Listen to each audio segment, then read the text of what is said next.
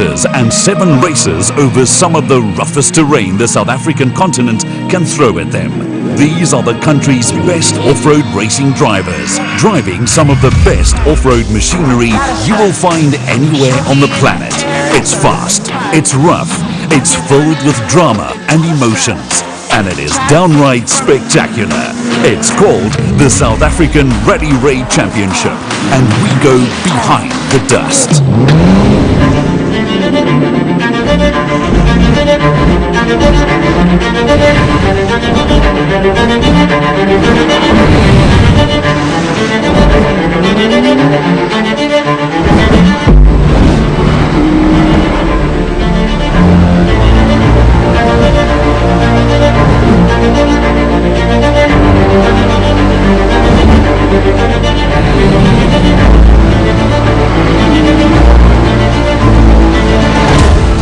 Hello, I'm Janiel de Villiers. I've been racing for just over 30 years.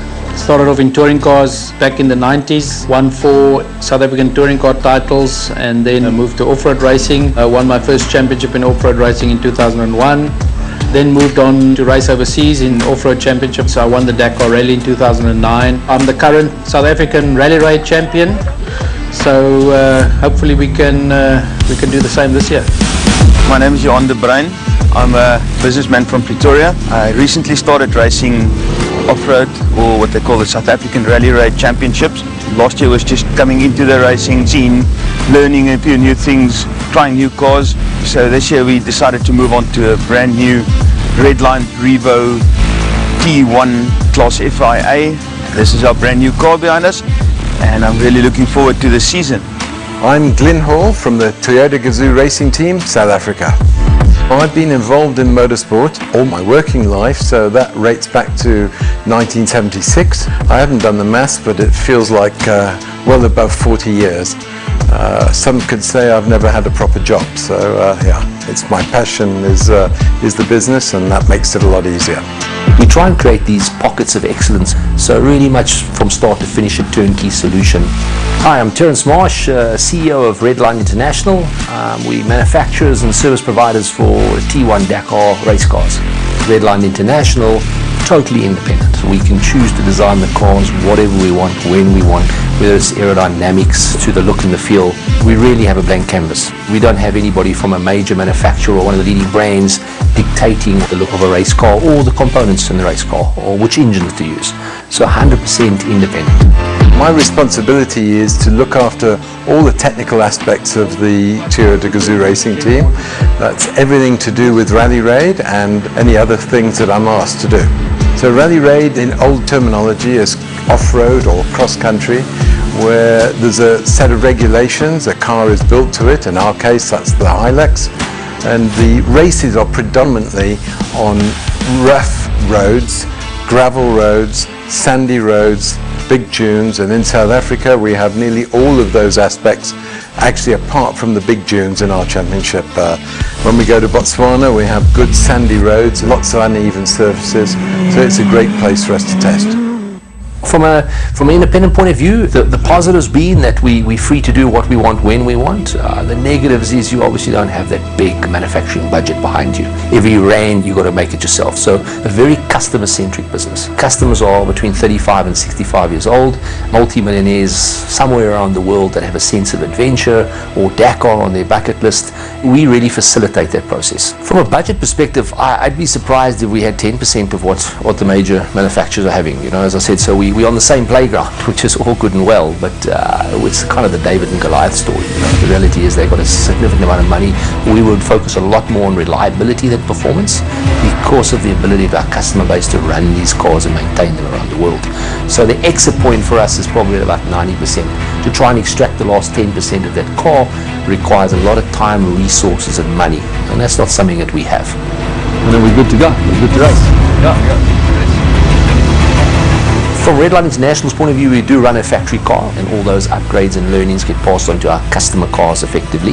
But most of the cars that we're running, both in the South African and Dakar International, are customer cars. And of course, like anything else, whether a man likes to admit it or not, there are always egos, and obviously that's the biggest thing, how to manage those egos. Johan de Bruin is the latest in our stable. Very interesting character. He's fast. He comes with a good background. When we do a lot of the training, the track guys are very good for us to train because they're clean and neat. Biking guys, off-road biking, that is also very good because they can read the terrain and they also know what it's like to fall off and how they can hurt themselves. So they bring those disciplines and neatness in. And Johan's one of those guys. He's been here for 1 year, and in 1 year he's won his first national and he's finished third overall in the championship, where I don't think anybody predicted that or saw that one coming. It's been a difficult learning curve. We've been thrown quite a few curveballs from the start. Probably bad luck because we just didn't know what to do, but I'm very lucky in the sense that I've got an extremely good and experienced co-driver by the name of Gerhard Schutte. He's been around the block. Okay, so our motto For the day. for the year. Yeah. Finish. Fast. He taught me quite a lot throughout the last year. We've got an old Class T1, which used to be the premium class, with normal 16-inch wheels on it, with the old 280mm travel, which is still an unbelievable car, and I believe that this is still the class to be in. It'll still be the most competitive class with the most privateers. There are entries from Ford, Toyota, Redline vehicles with Ford engines, Nissan engines. Cars are very similar because of balance of performance. The experienced guys say it takes about 6 years to learn the ropes to get competitive. Some of these guys have been racing for the last 20 years, very experienced, very good, very, very competitive. All in all, I think this is the class to be in. Our car that we race in Dakar is very similar to the car that we race in the South African Rally Raid Championship. Identical in effect, just small setup changes make the difference. So again, this is a really good place for us to develop the car. We've got Janil as our driver who's full of experience. He's 20 Dakars under his belt. So Janil understands what Rally Raid is all about. And remembering where Janil came from, he was our 4 times touring car champion.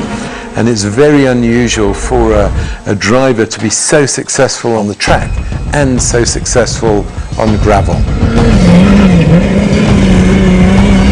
Last year was quite an exciting year. Managed to win the championship with the T1 Plus. Quite a nice battle with my young teammate Henk Laterhan. It's a good challenge. And yeah, it's good practice for us for our preparation always for the Dakar Rally. So yeah, very happy to have won the title at my ripe age. My kilometers are also getting higher, but you know, still great to win a championship. Well, Henk is young and fast. He's still below 30 years of age, which is still quite young in off-road racing. I think he's got a lot of talent. He's got, you know, a bright future ahead of him. He's done 3 Dakars now. Normally it takes about 5 Dakars for you to really learn the ropes there and know what it's about. In off-road racing, you don't always have to be the fastest everywhere. It's important to know where to go fast and where to go a little bit slower. It's very important that you obviously finish the race. To finish first you have to finish. It's an old cliche, but it's very true in off-road racing. Yeah, you got to keep the wheels on the car.